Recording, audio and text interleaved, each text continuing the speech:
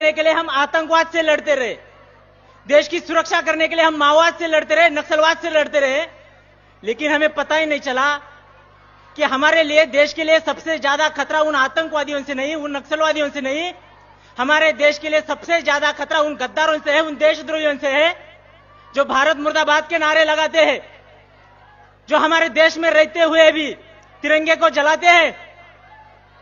कोई बोलता है अफजल हम शर्मिंदा है, तेरे कातिल जिंदा है।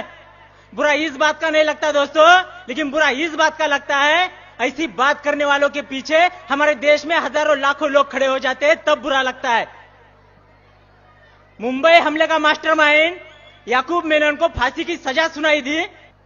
जब उसे फांसी की सजा सुनाई दी उसमें कोई बुराई नहीं, लेकिन बुरा तब लगता है जब आतंकवादियों के जनाजे में हमारे देश के लाखों लोग जनसैलाब उमड़ पड़ता है, तब बुरा लगता है।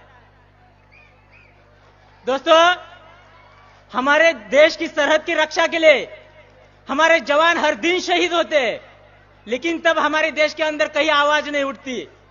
लेकिन जब हिंदुस्तान की सेना पाकिस्तान में जाकर सर्जिकल स्ट्राइक करती है, तब वही हमारे देश के हजारों लोग हमारे सेना के पास सर्जिकल स्ट्राइक के सबूत मांगते हैं, तब बुरा लगता है।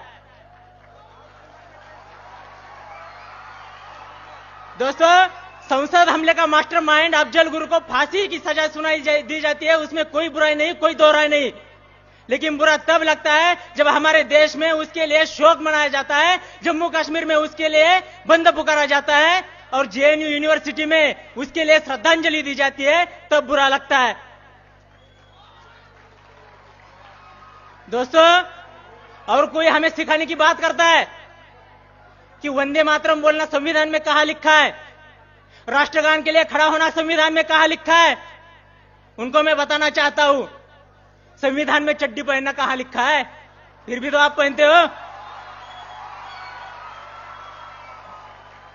कोई बोलता है हम भारत माता की जय नहीं बोलेंगे।